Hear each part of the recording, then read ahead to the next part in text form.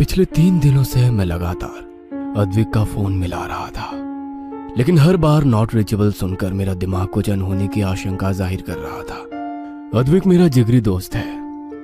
हम दोनों ने साथ साथ इस कंपनी में एज ए इंजीनियर ज्वाइन किया था। आजकल वो इंडिया पाकिस्तान बॉर्डर के पास पहाड़ी इलाके में एक टनल पर काम कर रहा है। उसे यहां से गए 2 महीने हो गए हैं और इन 2 महीनों में ऐसा कोई दिन नहीं गया जब उसने मुझसे बात ना की हो।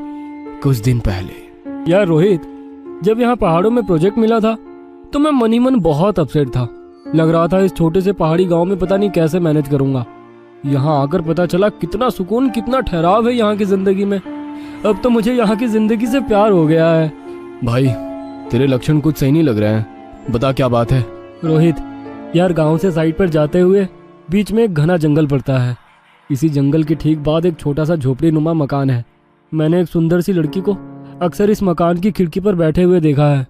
उसकी नीली गहरी आंखों में कुछ है यार, उसका ख्याल जाता ही नहीं है मेरे मन से।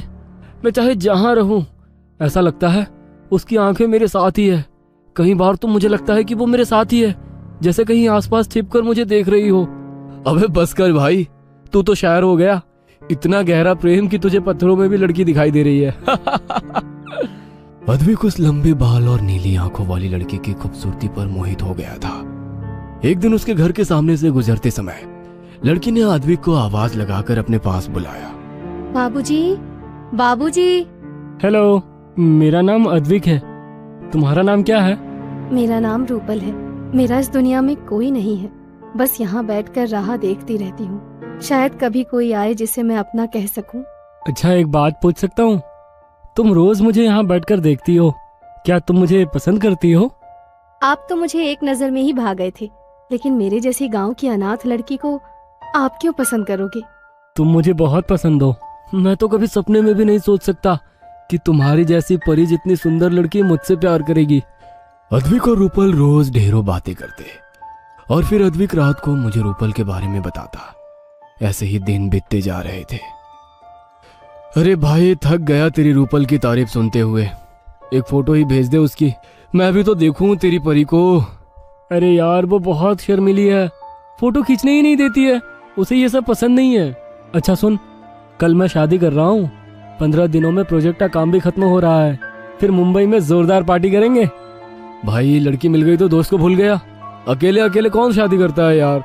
तू कहे तो मैं पहुंच जाता हूँ कल। नहीं यार, एक्चुअली वो रूपल है ना, वो चाहती है कि हमारी शादी ऐसे ही हो, एकदम सादगी से। अद्विक ने वादा किया था कि शादी के बाद वो रोहित को वीडियो कॉल करेगा और रूपल से भी मिलवाएगा। पूरा दिन बीत गया था, लेकिन अद्विक का कोई फोन नहीं आया था। रोहित को लगा कि शायद नई नई शादी है, रूपल के साथ बिजी होगा। लेकिन इसी तरह एक के बाद एक दिन बीत गए। ना तो अद्विक का कोई फोन आया, ना ही रोहित के किए हुए किसी भी फोन का अद्विक ने कोई जवाब दिया। 3 दिनों के बाद ऑफिस में इंफॉर्मेशन आई कि अद्विक लापता है। यह खबर सुनते ही रोहित के पांव के नीचे से जमीन ही निकल गई थी। जो लड़का अपने नए जीवन की शुरुआत करने के लिए इतना उत्साहित था, अचानक कैसे और कहां गायब हो गया। अगले ही दिन अपने 2 दोस्तों को साथ लेकर रोहित उस गांव में अद्विक को ढूंढने के लिए पहुंच गया था। जिस समय रोहित गांव पहुंचा, दिन ढलने को था। चारों ओर घना कोहरा दिखाई पड़ रहा था। अद्विक ने बताया था कि साइड से गांव जाते समय जंगल के किनारे ही उस लड़की का घर था। इसलिए रोहित सबसे पहले रूपल से मिलने के लिए जंगल की ओर बढ़ गया। जैसे जैसे वो तीनों जंगल में आगे बढ़ रहे थे, ना जाने क्यों बढ़ते अंधेरे के साथ एक अजीब सा खौफ उनके मन में फैलता जा रहा था। दिन ढलने के बाद गांव का कोई भी आदमी उस जंगल में दिखाई नहीं पड़ रहा था। रोहित, कैसी डरावनी जगह है भाई ये। ना आदम ना परिंदा, दूर दूर तक बस बर्फ और कोहरा दिखाई दे रहा है। हाँ, जिस लड़की और घर के बारे में तू बता रहा था, उसका तो यहाँ नामो निशान भी नहीं है। तो खुद सोच, ऐसे सुनसान जंगल में कौन लड़की अकेली रहेगी। वही तो मैं भी सोच रहा हूँ यार। आखिर 3 दिनों में वो लड़की कहाँ गायब हो गई, और हमारा अद्विक भी। वे बातें करते हुए आगे बढ़ रहे थे कि तभी नीलेश ने टॉर्च की रोशनी में किसी लड़की को भागकर पेड़ के पीछे छिपते हुए देख लिया। वहाँ कोई है भाई? पायल की आवाज तो मैंने भी सुनी है, लेकिन इतनी रात गए सुनसान जंगल में लड़की कैसे आ गई? भाई, कोई चुड़ैल तो नहीं है? तू बकवास बंद कर। तीनों लड़की के पास पहुंच जाते हैं। ओढ़नी से अपना चेहरा छुपाए हुए वो तीनों को देखकर झट से पीछे घूम गई। कौन हो तुम? यहाँ क्या कर रही हो? वो मेरी बकरी जंगल में गुम हो गई है, उसी को ढूंढने आई थी। आप लोग कौन हैं? अच्छा, इसी गांव में एक इंजीनियर रहने आया था, उसे जानती हो? हाँ, वो तो बड़े ही भले आदमी हैं। अच्छा, उसकी एक लड़की के साथ दोस्ती थी। तुम जानती हो वो लड़की कौन थी? यहीं जंगल के पास उसका घर है। क्या कहा? जंगल में लड़की का घर? जंगल में लड़कियां नहीं चुड़ैल रहती हैं। उनकी किसी के साथ दोस्ती नहीं थी। गांव में लोग कहते हैं वो किसी चुड़ैल के चक्कर में फंस गए थे। कई लोगों ने उन्हें समझाया लेकिन वो किसी की सुनते ही नहीं थे। अकेले में बड़बड़ाते रहते थे, रात को जंगल में भटका करते थे। क्या बात कर रही हो? तो क्या रूपल नाम की कोई लड़की है ही नहीं? तो फिर अद्विक कहाँ चला गया? जरूर आपके दोस्त अद्विक को वो पिछली पैरी अपने साथ ले गई है। अब बस एक ही उपाय है, आप लोग मेरे साथ चलिए।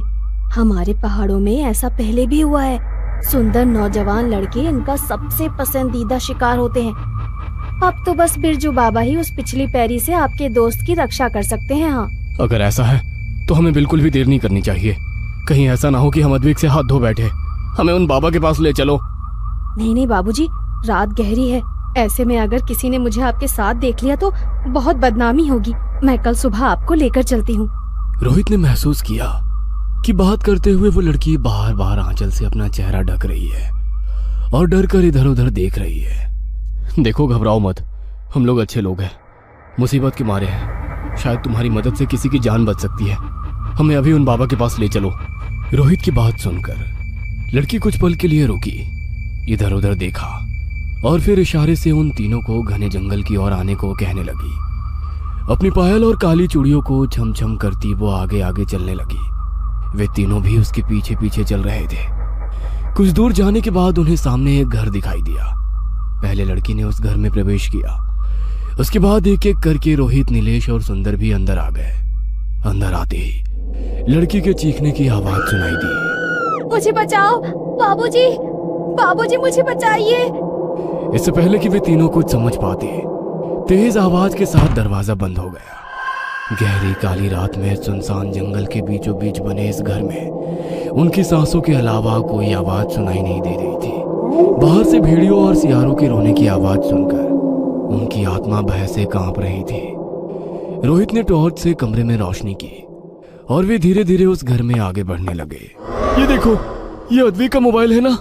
इसका मतलब अद्विक यहाँ आया था। लेकिन वो लड़की कहाँ गई?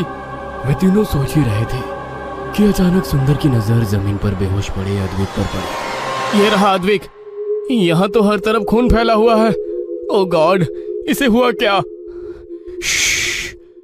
अंदर से किसी के गुनगुनाने की आवाज आ रही है। ऐसा लग रहा है कोई मंत्र पढ़ रहा हो। टॉर्च ऑन करके तीनों अंदर के कमरे में पहुंचते हैं। वह फर्श पर खून से पैरों के उल्टे निशान बने हुए थे और सामने एक भयानक शक्ल वाली चुड़ैल बैठी कोई मंत्र पढ़ रही थी। उन तीनों को देख वो उठ खड़ी हुई और जोर जोर से हंसने लगी। पहनावे से पता चल रहा था कि ये वही लड़की है जो उन्हें यहाँ लेकर आई थी। उसके लंबे बाल उसके चेहरे को पूरी तरह से ढके हुए थे।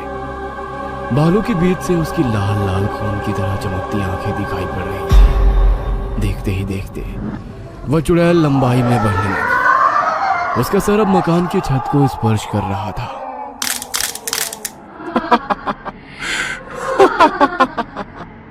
कभी उल्टे पैर देखे हैं? मरने से पहले देख लो कि कैसी होती है पिछली पैरी। बड़े बेवकूफ होते हो तुम शहर वाले। जरा सी सुंदर लड़की देखी नहीं कि आ गए उसके बहकावे में। आज अमावस्या की रात है। तुम चारों की बलि देकर तुम्हारा खून पीऊंगी मैं। तुम्हें क्या लगता है तुम मुझे यहाँ लेकर आई हो? मैं तो तुम्हें देखकर ही समझ गया था कि तुम ही हो जवान लड़कों का शिकार करने वाली पिछल पैरी। फिर भी अपने शक को पुख्ता करने के लिए मैंने तुम्हारे साथ चलते समय पीछे मुड़कर तुम्हारे पैरों के निशान देखे जो उल्टे थे। अब तो मुझे पक्का यकीन हो गया था कि तुम एक चुड़ैल हो। अद्विक के गायब होने के बाद मैं लगातार उसका फोन मिलाता रहा, लेकिन उसने फोन नहीं उठाया। फिर मैंने अपने प्रोजेक्ट हेड को फोन करके सारी बातें विस्तार से बताई। उन्होंने गांव में पूछताछ कराई तो पता चला यहाँ रूपल नाम की कोई लड़की है ही नहीं। और अद्विक को अक्सर अकेले में कई लोगों ने हंसते बातें करते भी देखा था।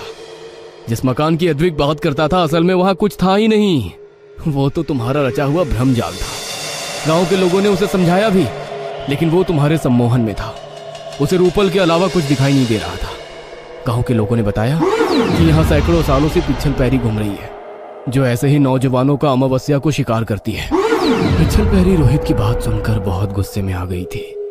गुस्से में वो जोर जोर से चीखने लगी और अपनी 3 फीट लंबी जीभ को हवा में लहराने लगी। देखते ही देखते कमरे में एक सी शक्ल सूरत को 4-5 चुड़ैल दिखाई देने लगी। बिजली की तेजी से वो रोहित के शरीर के आर पार निकल गई। अचानक ही पिछल पैरी सुंदर को घसीटकर दूसरे कमरे में ले जाने लगती है और बाकी की चुड़ैलें वहां खड़े होकर जोर जोर से हंसने लगती हैं। ये सब भ्रम है, असली चुड़ैल सुंदर को अंदर ले गई है। बाबा ने बताया था खून पीते समय ही त्रिशूल घोंपने से उसका अंत हो सकता है। रोहित दौड़ते हुए अंदर वाले कमरे में गया। वहां पर पिछल पैरी अपने पहने नाखूनों से उसकी गर्दन को चीर चुकी थी और अपने दांत गड़ाकर उसका खून पी रही थी। रोहित ने आओ देखा ना ताओ बजरंग बली का नाम लेकर वो त्रिशूल उसकी कमर में घोंप दिया। एक तेज चीख के साथ पिछल पैरी के साथ साथ उसके सारे रूप जलकर भस्म हो गए। रोहित और नीलेश ने सहारा देकर सुंदर और अद्विक को उस घर से बाहर निकाला। अद्विक की हालत बहुत खराब थी। थोड़े इलाज के बाद सुंदर और अद्विक सामान्य हो गए। कहते हैं कि अद्विक को आज भी कई बार रात को अपने घर के बाहर कोई काले कपड़ों वाली स्त्री छिपकर उसे घूरती दिखाई देती है।